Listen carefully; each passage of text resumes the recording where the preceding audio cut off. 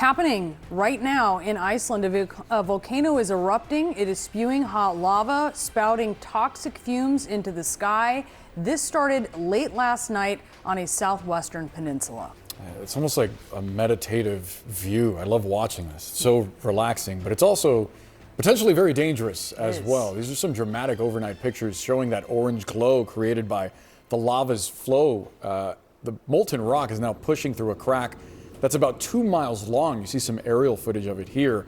Officials say the size of the eruption is starting to diminish. Fortunately, it does not appear to be life-threatening. Nearby residents had already been evacuated weeks ago because of seismic activity. They're urged to stay away because of toxic gases. We want to discuss with Jess Phoenix. He's a volcanologist and geologist, also executive director and co-founder of Blueprint Earth. Jess, thank you so much for being with us. What do you think when you see these images? Fortunately, it's not life-threatening, but is there anything that might change the path of the lava flow? Well, Boris, it's kind of an old adage in volcanology circles that the only constant is change. And that's because volcanoes are not predictable. We know what they've done in the past by looking at previous lava flows that are still, they've hardened, they've solidified, cooled over, the millennia. And we get an idea of what a particular volcano has done. And that might help us get an idea on what's to come. But it's not 100% certain. This volcano is known for less violent eruptions. I know the lava fountains probably got everybody excited because they are very dramatic to see, but this volcano does not produce the big ash clouds like when Eyjafjallajökull in Iceland erupted in 2010. So we're not likely to see disruptions to air traffic. And the biggest threat is actually to property because people have been evacuated, and that is excellent news. Yeah, I actually had a flight that had to move out earlier because of that. It was in Ireland. It just goes to show you how traffic in Europe was affected. So I know that people keep an eye on it for these reasons.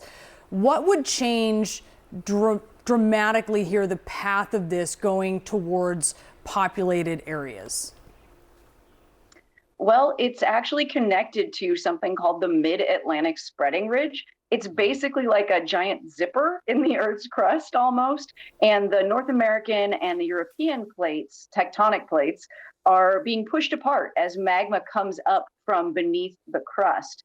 And it goes through the crust and then erupts onto the surface. So basically, if this eruption continues to spread to the south, that would be where the town would be in danger. Right now, most of the eruptive activity is on the north end of what we saw from those images earlier. And that's actually a good thing. That's less populated. So basically, if we get more magma injected into the system, then we've got more places that it needs to go. So we hope that things stay on the calm side and hopefully peter out without actually spreading. And Jess, what happens with that gas? Does it dissipate enough for it to not be dangerous? What happens if weather comes and pushes it toward a population center? So volcanic gases, great question. They are one of the biggest threats to people in the immediate area because they're largely acid gases. So hydrogen fluoride, hydrogen sulfide, et cetera, you don't want to breathe those. In fact, when volcanologists go to work up close to active lava flows, we wear respirators, like professional respirators, not your N95s. So those gases are very unhealthy to breathe. They sting your eyes, they sting all of your mucous membranes in your nose and throat. And likely that the amount of gas being produced is not going to affect anyone unless they are right up close, which they shouldn't be there. So hopefully the gases won't be an issue with this eruption.